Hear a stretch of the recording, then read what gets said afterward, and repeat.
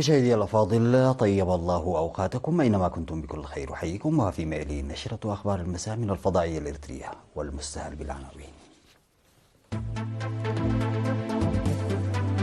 وفد إريتري يشارك في قمة المفوضية الإفريقية لحقوق الإنسان والشعوب. حاكم إقليم الكاشبركة يتفقد المزارع في مديريات فورتوساوا، قلوج وتسني. فرع مفوضية الثقافة والرياضة بإقليم الكاشبركة ينظم دورة تدريبية حول بحث وتوثيق التراث. رئيس الإمارات يبحث مع بوتين الشراكة الاستراتيجية ويشارك في قمة بريكس. إيران وتركيا تحذران من حرب تطال العالم. وزيرا خارجية كوريا الجنوبية وبريطانيا يبحثان العلاقات الثنائية بين البلدين. السلام عليكم ورحمة الله. يشارك وفد إريتريا برئاسة القائم بأعمال السفارة الإريترية في إثيوبيا ومبعوث إريتريا الدائم في الاتحاد الإفريقي والمفوضية الاقتصادية السيد بنيام برهي في الاجتماع 81 للمفوضية الإفريقية لحقوق الإنسان والشعوب المنعقد في بانجول عاصمة غامبيا من 17 من أكتوبر الجاري وحتى 6 من نوفمبر القادم. وأكد السيد بنيام في كلمته التي ألقاها في 19 من أكتوبر الجاري أن إريتريا تعمل على الحفاظ على الحق الإنساني لشعبها على النطاقين الشامل والعام. وأوضح أن ركائز ضمان العدالة الاجتماعية والاعتماد على الذات والمساواة من أهم مبادئ بناء دولة إريتريا، لذلك تعمل إريتريا على تجهيز وتنفيذ السياسات والقوانين اللازمة وتصديق واتباع الاتفاقيات الموقعة، بالإضافة إلى تأسيس مؤسسات تخدم هذه المصالح.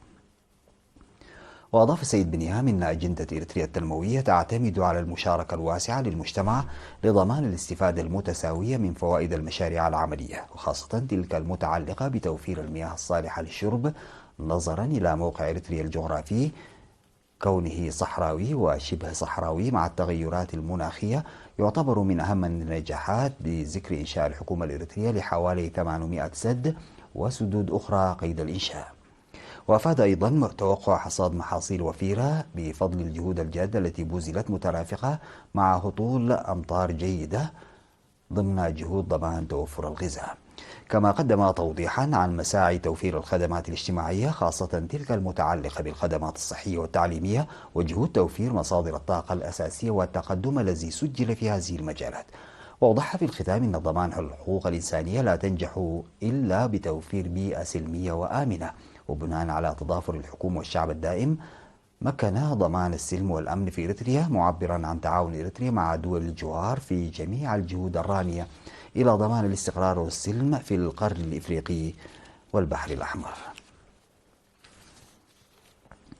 تفقد حاكم إقليم الكاشبركة السفير محمود علي حروي الأوضاع الزراعية وسير البرامج التنموية عامة والزراعية على وجه الخصوص في مديريات فورتوساوا وتسني وقلوج، كما ناقش تفاصيل العمل الجاري مع المختصين، وبحث الحلول الممكنة والإجراءات الضرورية التي يجب اتخاذها لصيانة البنية التحتية التي دمرت في ضاحية تمرات جراء السيول وهطول الأمطار الغزيرة في مديرية فورتوساوا.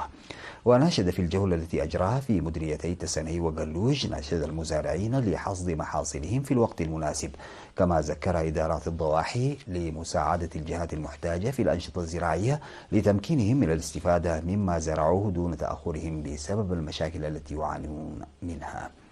وناقش السفير محمود لدى لقائه مسؤولي وممثلي الدوائر الحكومية المختصة بالشأن أهمية حصد المحاصيل وتنظيم المنتجات على حسب الفوائد الاقتصادية والزراعية للإنتاج، إلى جانب الاستفادة من الموسم الزراعي المثمر باكتساب الخبرات والخطوات المتبعة وصولا إلى هذه المرحلة، بالإضافة إلى تضافر الجهود لتأكيد استفادة المواطنين من الخدمات الاجتماعية المتوفرة. وناشد مدراء الضواحي الجهات المختصة للانتباه من ظهور الجراد والتجهيز لمكافحته، وحل مشكلة نقص خدمات الكهرباء وتوفير مياه الشرب لمدينة تسني، وصيانة الطرق التي دمرت جراء السيول وهطول الأمطار الغزير في موسم الخريف الماضي. نظم قسم الثقافة والرياضة بإقليم الكاشبركة بالتعاون مع هيئة التراث غير المادي في مفوضية الثقافة والرياضة نظمها دورة تدريبية من 7 حتى 15 من أكتوبر الجاري حول أساليب البحث وتوثيق التراث. وأوضح المدير العام لقسم الثقافة والرياضة بإقليم الكاشبرك السيد إدريس صالح وجود محتويات وآثار ثقافية وتراثية لم تتم دراستها، كما تهدف الدورة للتدريب على أساليب طرق اكتشافها وحفظها لتطوير الأعمال التي تقدم في هذا السياق. وأوصى السيد إدريس المشاركين بالاستفادة من التأهيل الذي تلقوه بذكر أهمية التراث الشفهي وعمقه الفكري. وأفاد خبراء الأبحاث والتوثيق الثقافي بمفوضية الثقافة والرياضة إن الأعمال الثقافية التي قدمت في مهرجان إريتريا هذا العام تم تجهيزها وتوثيقها بطريقة ناجحة تحت إشراف الخبراء، كما نظمت برامج توعية في 4 مديريات ذات أهمية ثقافية وتراثية. وأوصى المتدربون باستمرار مثل هذه الدورات الثقافية والتوعوية نظرا إلى أهميتها الواسعة. وذكر حاكم إقليم الكاشبرك السفير محمود علي حروي أن الحفاظ على التراث وتوثيقه لا يقتصر على الحكومة والمؤسسات فقط، بل على المجتمع بالعمل المتكامل لبحث وتوثيق الموروثات الثقافية والآثار بتشجيع الدراسات الثقافية التي تبحث بالمشاركة الواسعة للمجتمع والمهندسين. أكد في البرنامج الذي نظم بمناسبة يوم المزارع في 12 و13 من أكتوبر نجاح تجارب الزراعة المزدوجة بالحبوب التي أجريت عبر خبراء زراعيين في مزارع مديريات هيكوتا وفورتساوا. وأفاد مسؤول قسم تنمية البذور بإقليم الكاشبرك السيد نجاسي عبد الميكائيل إن وزارة الزراعة تعمل على تطوير أساليب زراعية حديثة لضمان الاكتفاء الغذائي، وذلك بتحفيز المزارعين على اتباع الزراعة المزدوجة للاستفادة من الأراضي التي يمتلكونها بتحسين الجودة الزراعية كإحدى الأولويات المتبعة. وأوضح السيد نجاسي نجاح أسلوب الزراعة المزدوجة التي أجريت في موسم 2024 في مديريات موغولو وبارنتو وغونيه وعلي القاش ومولقي وشامبوكو وهيكوتا وفورتساو وقلوج.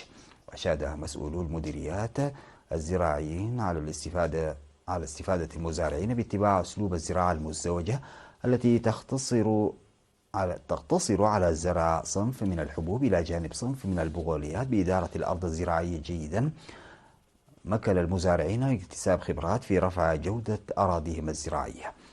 وأوصى المشاركون في الختام بمواصلة العمل المشترك بين المزارعين وخبراء الزراعة للاستفادة من الأساليب الزراعية الحديثة والتخلي عند اللزوم عن أساليب الزراعة القديمة المتبعة.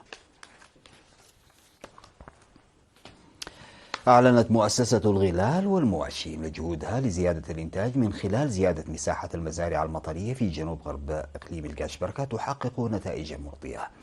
وأوضح مدير المؤسسة في جنوب غرب كاشبركة سيد حيلزقي كبتاي بأن تنمية الخضروات والفواكه وتربية الماشية والزراعة المطرية هي من الأنشطة الزراعية المنتظمة، مشيرا إلى زراعة 9700 هكتار عام 2024، منها 9100 هكتار بالذرة والباقي بالسمسم. وقال إن مناطق قرست وكتاي وعلي قدر وفانقو صمو وفانقو راوي وألبو وعد عمر وتسيني وسنبل هي المناطق التي تمارس فيها الزراعة المطرية، موضحا أنها وصلت إلى مرحلة الإثمار والحصاد. وذكر تحقيق النتائج الجيدة من برنامج زراعة الحمص في مساحة 800 هكتار في مشروع سنبل الزراعي، جعل توسيع المساحة إلى 10500 هكتار. وأشار إلى أن السمسم المزروع في كتاي وقرست وعد عمر وفيسكو وسنبل وعلي قدر يتم حصاده حاليا، مشيدا بمساهمة وحدات قوات الدفاع والجيش الشعبي. وقال مدير مشروع كتاي الزراعي السيد حبن تسفى يوهنس إنه تم حراثة 3200 هكتار من الأراضي بالذرة والسمسم. وأضاف أنه إلى جانب برنامج التوسع في المحاصيل يتم أيضا أخذ أمن أعلاف الماشية على محمل الجد. أفاد ممثل سلطة الغابات والحياة البرية سيد براخي كداني لوكالة الأنباء الإريترية إن مشتل بيت قرقيش أنتج 500 ألف شتلة في عامي 2023-2024 لتشجير 52 هكتار بمشاركة 76 ألف طالب في النفير الصيفي، وتشجير 103 هكتار بأكثر من 200 ألف موظف وعضو لقوات الدفاع الإريترية، بالإضافة إلى شتل 78 ألف شجرة من قبل المتطوعين لتشجير 10 هكتارات كما نجح العمل بنسبة 89% بفضل هطول الأمطار الجيد في موسم الخريف الماضي.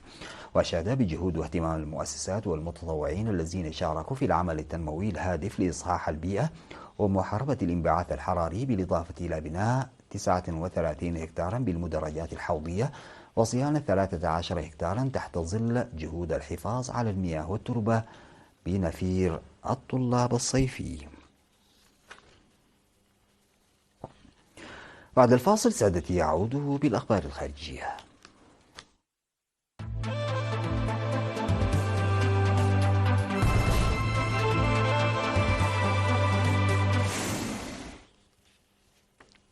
وصل رئيس الإمارات العربية المتحدة محمد بن زايد آل نهيان إلى موسكو في زيارة رسمية إلى روسيا الاتحادية، والتقى الرئيس الروسي فلاديمير بوتين.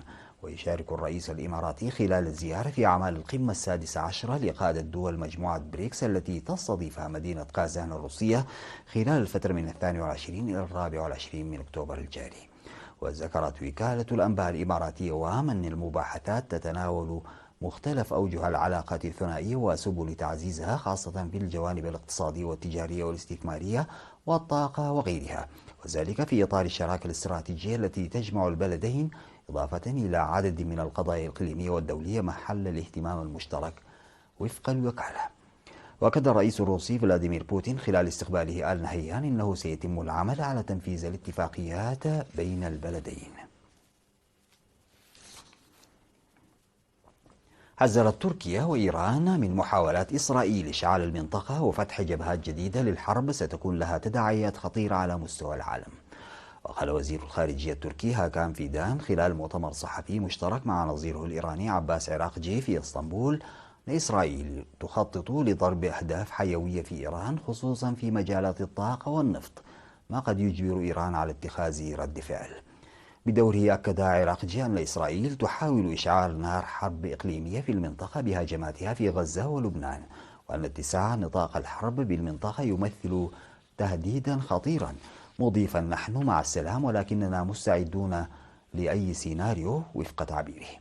وشدد عراقجي من جهة أخرى على محاسبة أي طرف يعرف متى وكيف ستهاجم إسرائيل إيران، في إشارة إلى الولايات المتحدة.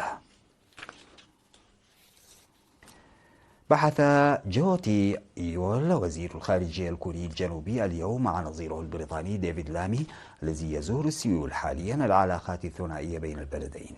وبحسب وكالة يونهاب للأنباء اتفق الجانبان على ضرورة أن تعمل كوريا الجنوبية وبريطانيا بشكل أوثق لمعالجة التحديات الأمنية المشتركة. وأشار الوزير الكوري إلى الجهود التي يبذلها الجانبان لتعزيز العلاقات في العديد من المجالات، بدءا من الدبلوماسية والاقتصاد وتغير المناخ وصولا إلى الذكاء الاصطناعي، معربا عن عمله في أن تستمر هذه الشراكة في التقدم. بدوره وصف لامي كوريا الجنوبية بأنها دولة تتقاسم الماضي والمستقبل مع بريطانيا، وأعرب عن عمله في استمرار تطور العلاقات الثنائية.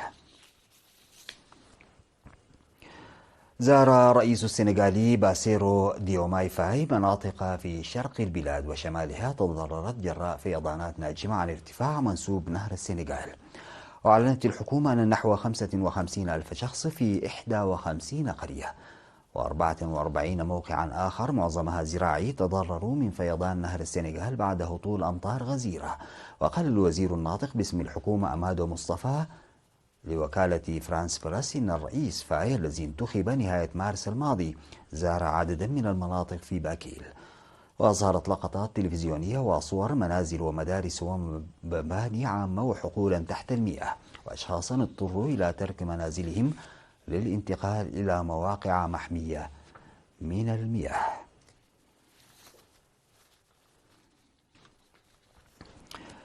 في الختام سادتي فيما يلي تذكير بالعناوين.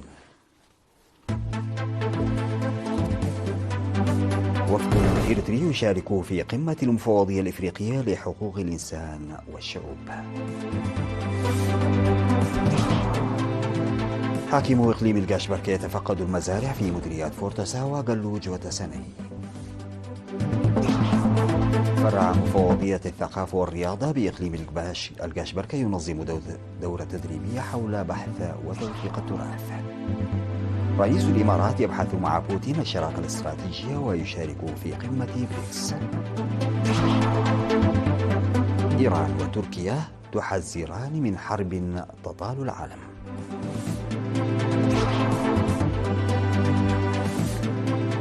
وزيرا خارجية كوريا الجنوبية وبريطانيا يبحثان العلاقات الثنائية بين البلدين.